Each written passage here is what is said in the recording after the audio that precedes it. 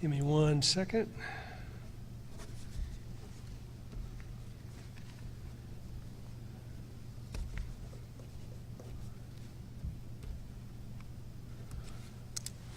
Okay. Thank you all. We just completed a helicopter tour across the western half, from central to the western half of the state, to survey damage and to talk to folks on the ground. A very heartbreaking and difficult day for the state of Tennessee. Tremendous devastation in multiple locations. We toured sites in Dixon County, in Stewart County, in Lake County, Obion County, Weakley County, and there's much damage from one end of this, from the center of our state to the other end.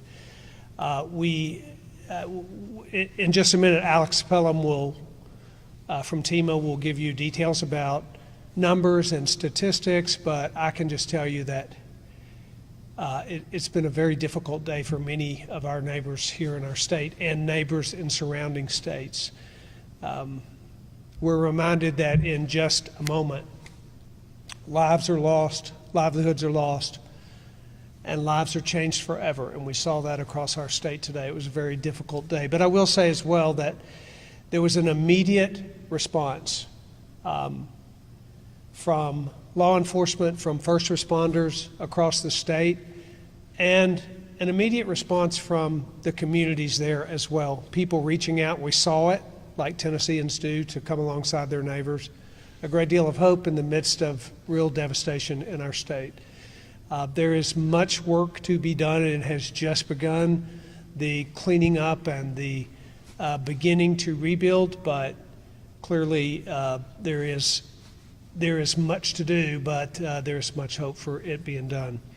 I want to have Alex Pelham come up. He will talk about the details of what we saw on the ground today, and then we'll answer questions. Also have General Holmes with our National Guard. We have troops ready to be deployed if necessary in places, but Alex, why don't you come up? Thank you, Governor Lee. Alex Pelham, Chief of Staff, TEMA. Just to expound a little bit on what the governor said, when we went out today, it was very apparent that you could see the damage that had happened. It's very difficult to explain in a few words here at a press conference, but I'm going to try and give you some numbers of what we have confirmed, and we'll move forward. Working with our local partners and our state partners, we're currently doing damage assessments, currently analyzing what's going on in the field. As of right now, as of 1800, we have 4 confirmed fatalities with this weather event. There's also 1 missing currently still in Lake County. We had 10 that were considered injured and transported, and 64 that are considered walking wounded that we have. From a power outage standpoint, we still have roughly 63,000 without power here in the state of Tennessee. With that, like I said, these numbers are going to be ongoing. They're going to be changing as we continue to work with our local partners and our other state partners to get more up-to-date information through damage assessments. Thank you. I want to add, too, that with those numbers of loss of life, there certainly could have been much more. And one of the things that we noticed today, and I just want to reiterate and remind people, there was a very strong warning effort in many of these communities. The residents of those communities were notified of the danger and notified of the imminence of these storms. And in many of the cases, we know that there were significant evacuations in the communities, and we really know that reduced the loss of life in our state. So I just want to remind people that being prepared and heeding warnings it's very clear today that was a part of why we had the limited amount of loss of life in spite of the significant amount of damage. We had communities that were wiped out in these storms, And the fact that we had as few losses, as tragic as those are, there could have significantly been more. So I want to thank those who were in our first responders who were responsible for providing warnings across our state, and for Tennesseans for heeding those warnings. So we're happy to answer any questions. Again, Alex and General Holmes or myself. Based on what you saw on the tour today, what areas seem to be the most affected, like most of the You know, there's a lot of damage in multiple areas. Certainly in Lake County, there is significant damage. The loss of life occurred in Lake County, and just across the border in Obion County, that storm hit in one area on the border of Lake and Obion. The town of Dresden in Weakley County, the downtown area of that beautiful town is significantly damaged. Multiple buildings, many historic buildings will be likely destroyed. So the town of Dresden, it's a very heartbreaking scene in the town of Dresden, a beautiful Tennessee town that has seen significant damage. But again, when you look at that town and the amount of damage that occurred, and that, as we know, there are no fatalities in Weakley County as a result of this storm, that is because people were prepared and they did the right thing in that community, and folks went into shelter and they had shelters set up. So it was heartwarming to see that piece in the midst of the heartbreaking scene of the town being so damaged. What about damaged infrastructure? Did you get any sense of how long the electricity will be an issue, and any other infrastructure issues? Alex, you want to comment on that? Yeah. So I don't have an update on the power as of the electricity as of right now. We did have there was a boil water notice that we have, but there were no significant infrastructure that has been outlined so far in damage assessment processes. So.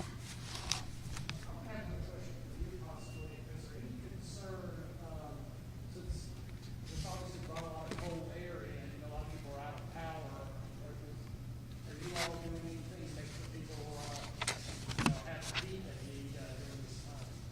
I can. So there's a warming center that's been opened in Henderson County. There are multiple shelters, as was alluded to throughout or earlier in the comments. In Obion and Gibson and Sumner, there are multiple shelters that have been open. So we will continue to monitor on the state level at the EOC, requests and needs from our local partners and assist. I know the Red Cross is working intimately in these communities to meet these needs and to capture unmet needs. Any idea how much damage was done? No, we've just begun that process, but there is significant damage in the multiple millions of dollars across the state.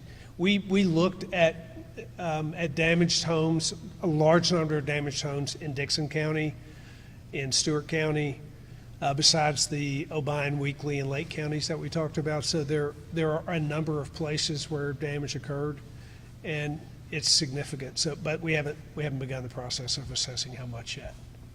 I will say that I spoke to the president today and talked about the process of pursuing an emergency declaration, and we're in that process right now. Also spoke with governors from other states surrounding that share in the tragedy: Kentucky, Illinois, Missouri, Arizona. All of those governors spoke together today. I spoke with all of those governors today to offer shared information so that we can work together because we share borders with those states, and working together is important. So we are working for that declaration so we can get the relief as soon as possible. I believe this is the 10th federally declared disaster we've had in the past few years. I can't answer that, but you might be right. We've certainly had significant struggles from a federal disaster in the last 2 years, and I believe it may be the 10th if this one is declared. Yeah, just along those lines, like, what would you say to the people of Tennessee? I heard the word weary being used a few times today. What would you say to the people of Tennessee who've gone through all of this over the last couple of years? It has been very difficult, and people are weary. Even President Biden today talked about the fact that people are weary from COVID, and then to have disaster on top of that just adds to that concern. And clearly, it's true, and we saw it in the communities. It's very difficult out there. Those folks have been up all night long, so they're physically weary from being all night and all day working, the first responders in particular, and the people in those communities. I will say that over and over again today, I heard people, and these are the most affected people, say, "We will get through this." I heard it multiple times today. There was a resort owner that owns a motel and on Reelfoot Lake that had, as she said, put 20 years of her life into this business, and it was gone in 5 minutes. But then she said to me, "We will get through this." People are weary, and it was very difficult to see it in the faces of the people across our state. But again, the hope that people had and the way that the communities responded, we saw law enforcement, and we saw fire departments from counties 3 and 4 counties away showing up at these counties that needed their support and their help. And that encourages people to, while they're weary, to move forward.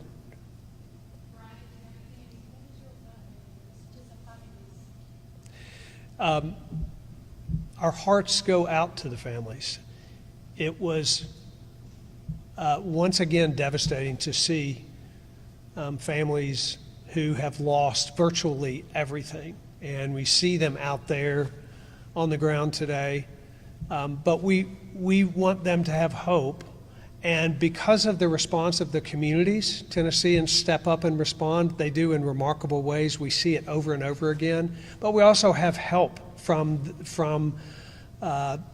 TEMA, from the state, from local officials who are helping, from the federal government.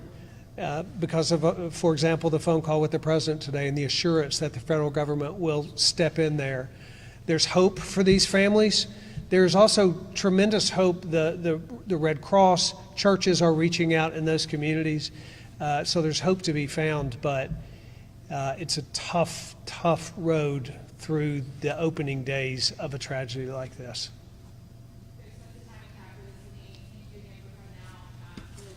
Thank you.